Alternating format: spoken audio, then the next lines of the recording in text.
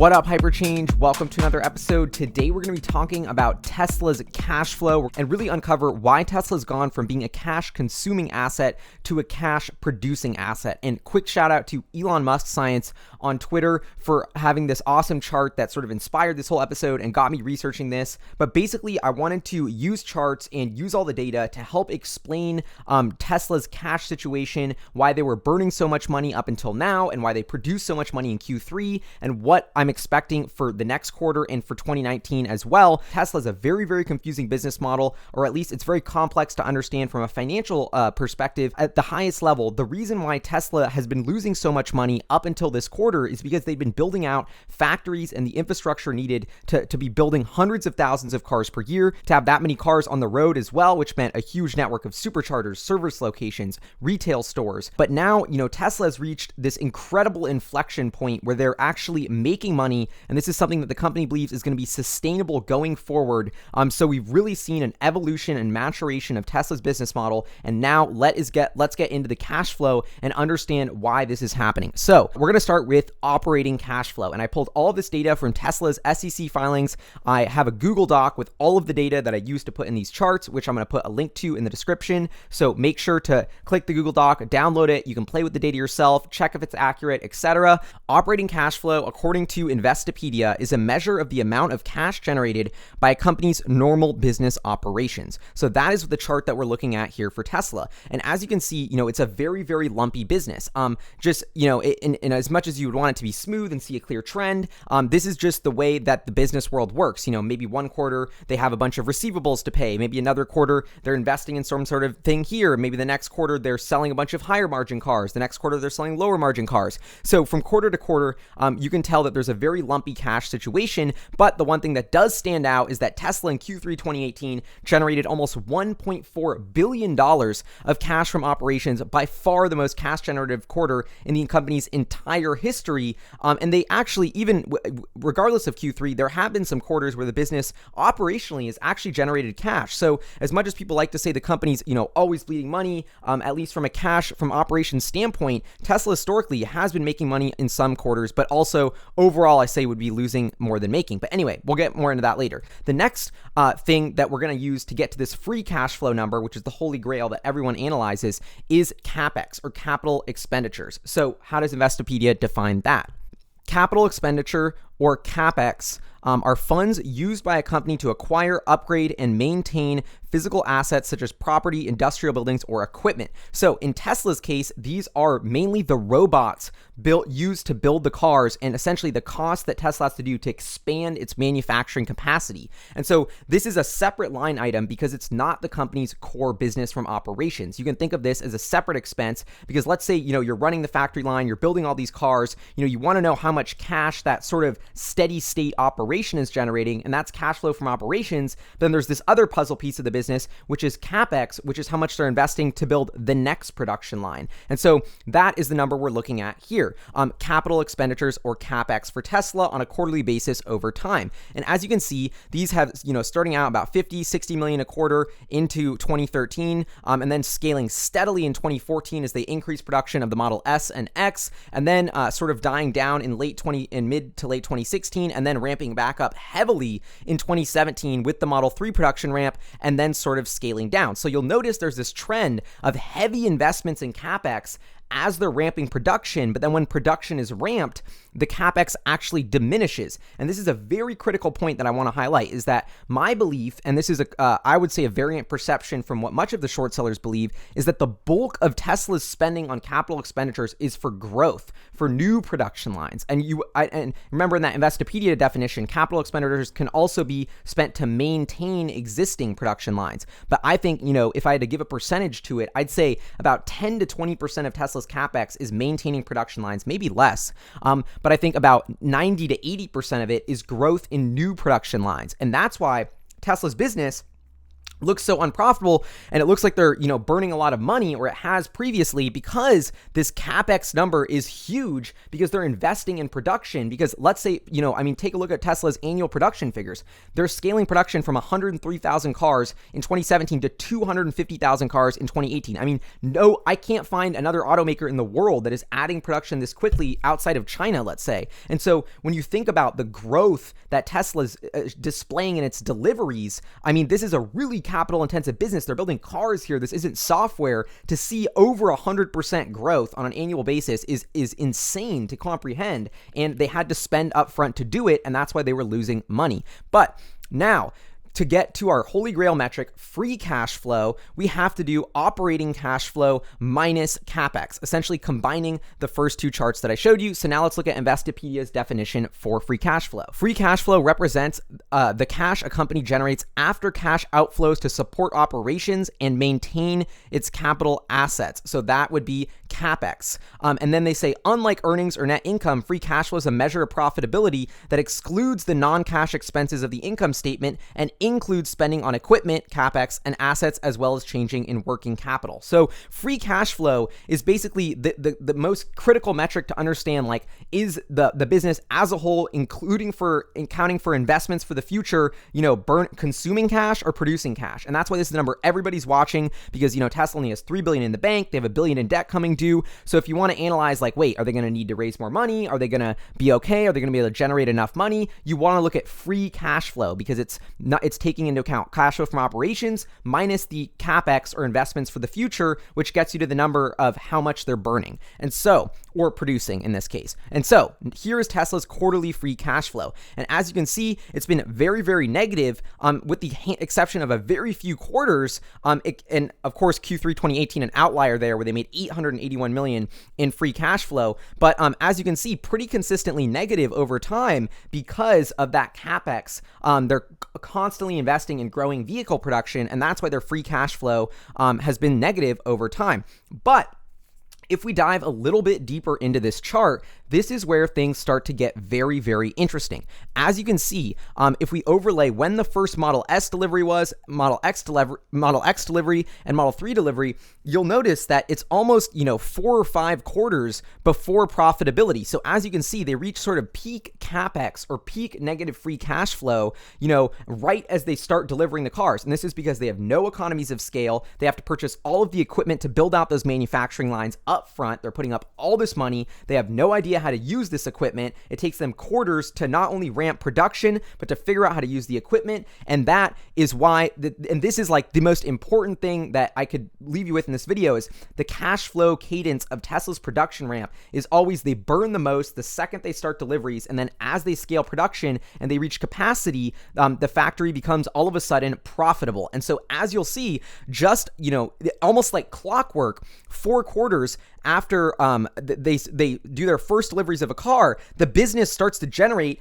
tremendous free cash flow and more of it. After the Model S, it was just 26 and 45 million in the quarter. But then after the Model X, it was almost 200 million in free cash flow in a single quarter. And then after they ramped Model 3, as of Q3 2018, they generated 881 million, almost $1 billion in free cash flow in a single quarter. So this is the huge takeaway. This is the most important chart that I could leave you with, which shows, just like clockwork, Tesla invests, and then as they reach capacity, they're incredibly profitable. And this is, what I think all the short sellers and all the skeptics and all the people who just read financial statements looking in the rearview mirror totally fail to understand, is just this cash flow cadence of Tesla's business. You got to invest, buy the robots up front, and then as you learn how to use them, as you scale production, things get profitable. I mean, they're spending hundreds and hundreds of millions, actually billions, on building a factory, and in no world is that factory generating, positive free cash flow until it hits maturity or scale. And that's what you're seeing here in the business, and that's what people don't understand. This is a super capital intensive business. You got to put up billions up front, and then when you do, if it works and if everything goes as planned, as it looks like it has every single time for Tesla, you should be generating cash at scale, and they always do. And they're always generating more and more of it when they do hit that scale number. Now, from a higher level business perspective, what's happened here that you're not seeing in this chart is Tesla, and this is why they're always like, oh, Tesla always goes to the capital markets. That's just half the story here. When people are always complaining that they're raising money, they're constantly diluting, et cetera, et cetera. It's because, the part they're missing is Tesla's just validated a huge part of their business. So, in 2012, they start ramping the Model S. They show they can do it profitably. Then all of a sudden, they're like, okay, well, now we want to build the Model X, which is another huge production line. We're going to need billions up front to build. So we're going to raise a ton of money to go build out those production lines. And then after we build out those production lines, guess what happens in Q2 2016? They're super, super profitable and free cash flow generative. Then what happens after they prove profitability with the Model X? They're like, okay, well, guess what? Now we're building our Model 3 and we're going to need to spend billions of dollars to build out those production lines, but it's all going to be worth it and accretive in the long run when that hits scale because we're going to generate a ton of cash. And look what happens now in Q3 2018, they generate almost $1 billion in cash flow. Now, before I get into my projections for next quarter in the future, I wanted to show this incredibly interesting snapshot from Tesla's Q3 2018 10Q SEC filing, which says that, and the part here I highlighted in red says we estimate the capital expenditures will be between 2.5 to 3 billion annually for the next 2 fiscal years. Moreover, we expect that cash we generate from our core operations will generally be sufficient to cover our future capital expenditures and to pay down near-term debt obligations. This is the part that's huge because Tesla's been doing about 2.5 to 3 billion in capex for the past 2 years. So the first nugget from this is that their capital expenditures level is going to stay flat. And you might be like, well, how are they going to keep their investments flat, but be able to accelerate the production growth? Because they're getting more and more efficient with capital spending. On the conference call, when Elon Musk gives you hints about the Model Y and says, I think we can scale Model Y with about half the capex of Model 3, that is why Tesla, as they learn, as they get better, as the pace of innovation accelerates, they get smarter about how to build out these production lines, and it costs them less and less to do it, and therefore they can accelerate. They can go from 250,000 cars to 500,000 cars with the same capex that it took them to go from 100 to 250,000. So they're just getting way more efficient and smarter about their spending, and they're saying this in the SEC filing, although it's very deep. This is huge. And they say that the cash we generate from operations, operational cash flow, will be enough to fund that 2.35 billion. So that's what they're, when people say they don't need to raise money, we're going to be profitable, this is what Tesla is explaining here. And they're saying even with our near-term debt obligations, that $1 billion in debt coming due in Q1, we can pay that off too because we're generating so much cash from our operation. The other part that I want to highlight here is a large portion of our future expenditures is to fund growth, and we can adjust our capital and operating expenditures by operating segment, including future expansion of our product offerings, stores, service centers, delivery centers, and supercharger network. This is huge because this backs up my original earlier claim that the bulk of their capex, remember that 80 to 90% estimate, is for growth of new production lines, not maintenance, which debunks a huge pillar of the short thesis. Additionally, the other thing of when, all of you ask me, okay, what's going to happen to Tesla in the next recession? Are they screwed? I mean, they're a car company. It's going to be really tough. If there's another 08 scenario, the stock's going to get hammered. They're probably going to have to dilute. I don't think it'll be the end of Tesla at all, but will it be a tough year or two? Maybe, of course. But I think Tesla's in a much better position than almost every other automaker because of what they're saying here. They can, adjust their capex so easily based on growth. And if a recession hits and let's say new vehicle orders stall and they're going to only stay flat, then, Tesla doesn't have to spend all this money on capex because they're not growing production lines because they're not growing sales. So I think Tesla is a lot more flexible in its spending than people think. And they've just been pedal to the metal, spend as fast as we can mode for years and years. And that's hiding the fact that how flexible they can be in a recession. They could really tighten down. And instead of needing, 4 or 5 billion to get through a recession, like I think most people assume, I think it's closer to 1 or 2 billion. And that's why I'm not really worried about that dilution in a recession. So that's one more tidbit. Anyway, moving to my annual projections. Operating cash flow from operations. In 2018, I assume that they do 1.2 billion in operating cash flow in Q4, which is down from 1.391 billion in Q3 because I'm assuming that they're going to spend a little bit less on Model 3, or they're going to have a little bit less margin on Model 3s as the selling price goes down. Maybe they sell less ZEV credits. I don't know, but I just want to be conservative. So I actually assume cash flow from operations goes down next quarter, even though they're going to ramp deliveries up. So that's how I got to the 2.036 million number. And I mean, just as a whole here, taking a step back, this is a company that's trading at, 55 billion that's going to generate about 2 billion in cash flow this year. This is only like, a 25 to 30 ratio, price to cash flow ratio here for Tesla, despite the fact that this cash flow number is probably going to double again in 2019, but more on that in a second.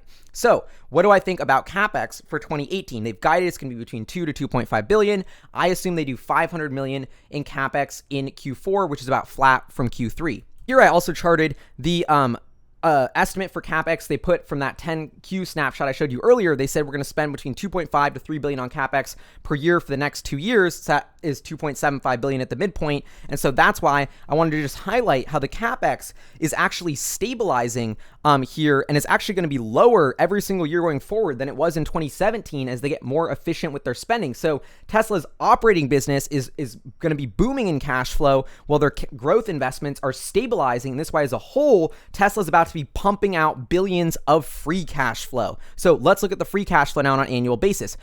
Here you can see that.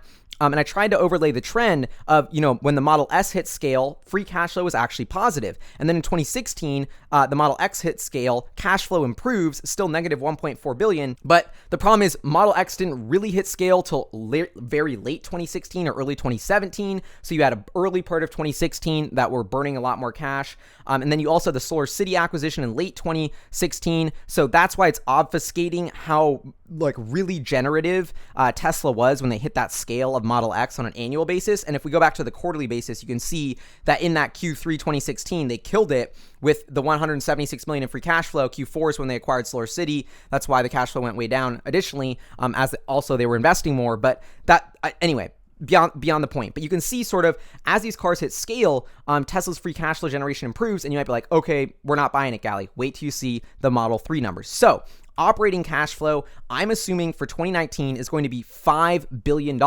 And that assumes an average of 1.25 billion of operating cash flow per quarter, which is actually less per quarter than they did in Q3 2018. So this could be a low ball. I mean, literally in Q3 2018, Tesla was at a cash flow run rate of well over 5 billion, like 5.5 billion. And so I'm assuming that they're only going to generate 5 billion in cash flow from operations. And once again, if we think about, Tesla's worth 55, 60 billion, they're only trading for 10 or 11 times 2019 operating cash flow. That's that's way cheaper than Amazon is trading. I think they're like 20 or 30x operating cash flow. And so when you think about it like this, this is why I think Tesla stock is dramatically undervalued. And if they keep putting up quarters like they did in Q3, I think the stock has tremendous upside and will start going up through the roof. I mean, barring a major recession or not. But now let's add this together, my CapEx assumptions with my operating cash flow assumptions to go back to that free cash flow number.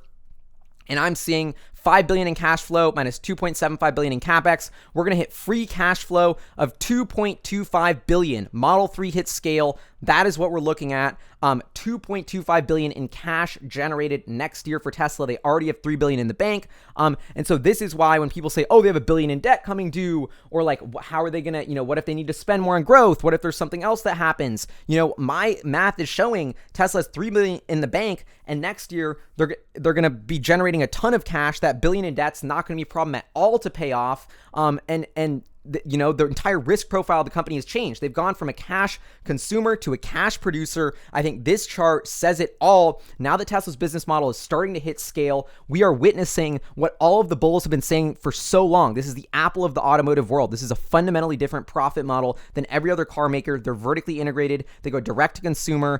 They are electric. Like, they're that premium luxury brand, mass market premium, so to speak. And they are adding up to one of the highest operating margin automakers in the world eventually, especially when accounting for their scale. And I think we're starting just to see the inklings of how much cash Tesla can generate. And this is why, in the long run, I think we're going to see this company be worth well in the hundreds of billions, because they're just going to be pumping out billions and billions and tens of billions of free cash flow. And 2019 is going to be the start of it. So this is, one of the most important charts, going back to that quarterly chart of the cash flow cadence, to really understand why Tesla burns cash when it does, why Tesla produces cash when it does. So that wraps up Tesla's cash flow breakdown. The gist is, we passed this inflection point. Tesla's gone from a cash consuming asset to a cash producing asset. This de-risks the whole business model. I think the short thesis has been absolutely imploded. I think this is going to justify a much higher share price in the coming years if they execute and continue putting up numbers like this.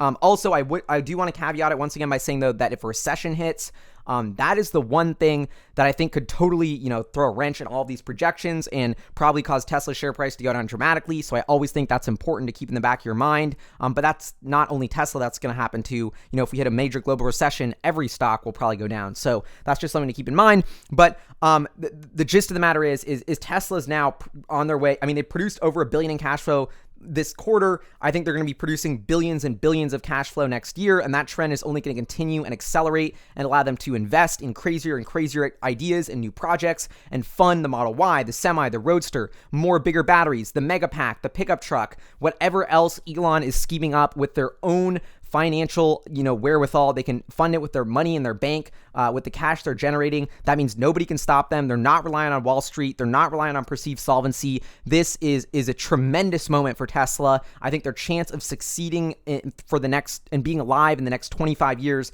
just went up dramatically after this quarter, and I hope that this free cash flow explanation sort of explained why. Anyway, this is Hyperchange. Would love to know what you think in the comments below. Did I mess up? Do you agree? Do you disagree? Were my projections good? Anyway, would love to know what you think. Also, a huge shout out to our Patreon supporters. Definitely check out the Hyperchange Patreon page, www.patreon.com/hyperchange. Anyway, I'll see you guys next time. Peace.